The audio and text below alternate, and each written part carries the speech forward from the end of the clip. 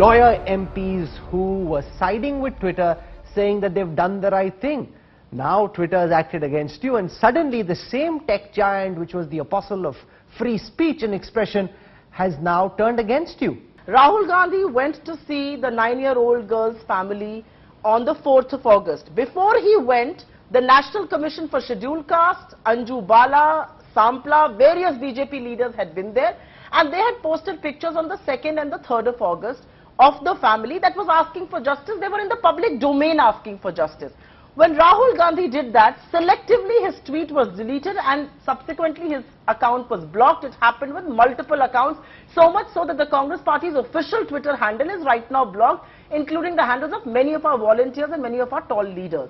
I just have one question to ask. If this was indeed impartial, why did this action not happen against the National Commission for Scheduled Castes? Let me tell you that this whole issue about BJP leaders also putting up photographs which were not par for the course, this came up in the discussion at the Delhi High Court in front of the bench of B.N. Patel and Jyoti Singh, and they categorically told the counsel for the Congress that the moot point of discussion is that not only did Rahul Gandhi violate Section 74 of the Juvenile Justice Act and Section 23 of the POCSO Act, but he also refused to delete his tweet, which shows you have no iota of regret.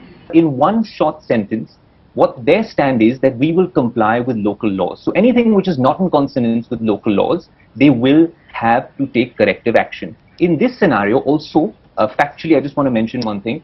If you do go on the National Commission for Scheduled Castes Twitter page, it's a verified page, and just like one of the party members is mentioning that, well, in this case, they had also tweeted something which was objectionable, that tweet has been removed. Because if I scroll down on that timeline, and if you look on the 2nd of August, there's a tweet, and then on the 3rd, there's a tweet, and in between it says this tweet is no longer available because it violated Twitter's rules. So just to set the record straight, if this is the tweet in question, it has also been removed. I think Twitter is, I would like to call them the equal opportunity blocker right now. They are locking and blocking based on their own policies and their own whims and fancies. In this case, they have followed, according to them, two things: the law of the land as well as their own policies.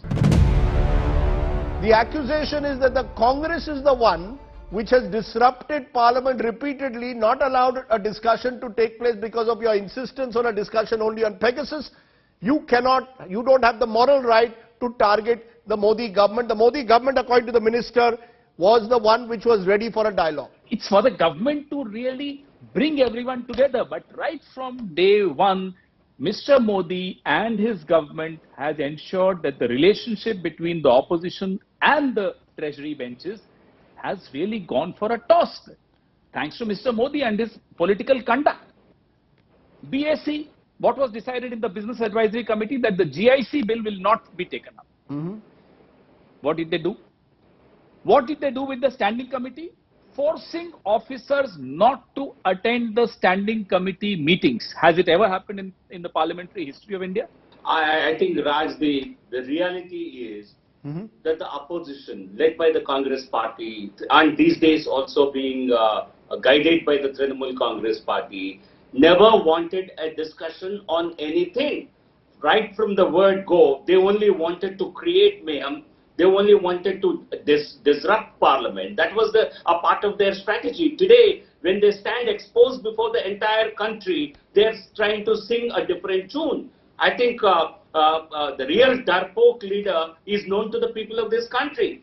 We have right on day one, the IT minister came forward suo moto to make a statement on the Pegasus, which could have followed a question answers between the opposition and the minister concerned. In Rajya Sabha, haven't you witnessed a Trinamool Congress member grabbing the statement from the minister and did not even allow the minister to read the statement? The lights are really dimming for democracy in India. It's a very, very serious situation, and we are going to see worse things happening in the remaining 2 years of this government. Without dialogue, Parliament cannot function and democracy cannot function. What was Vajpayee ji doing? He regularly invited leaders of the opposition, Sonia Gandhi, Dr. Manmohan Singh, Pranab Mukherjee and others to his office, to his residence for informal dialogue on so many issues. Dr. Jalali, you've been part of this campaign seeking sanctions against Pakistan. Why is that so, ma'am? Pakistan has for long harbored this grand dream of installing a pro-Pakistani, a friendly regime in Kabul in the 1990s. They tried it with Gulbuddin Hekmatyar. When he failed to take power in Kabul, they created the Taliban. And the Taliban, as we all know, is an extremist insurgent group. They have no regard for human rights, for women's rights.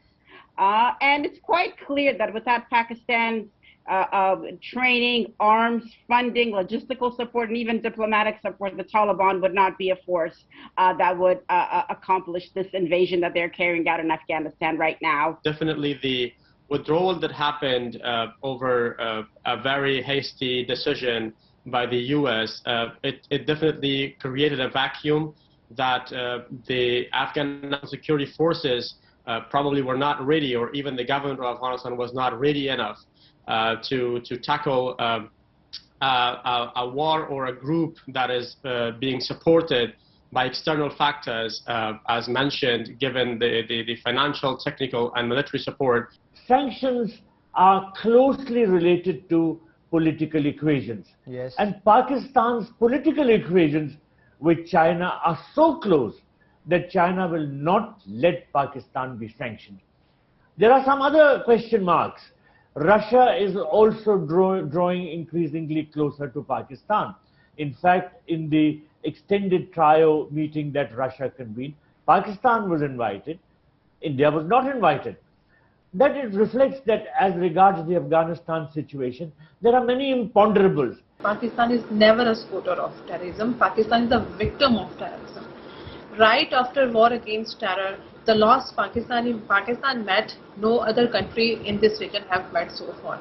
And these hashtags which are run by India and Afghanistan just to malign image of Pakistan in front of world and media and all that, these hashtags doesn't solve diplomatic issues.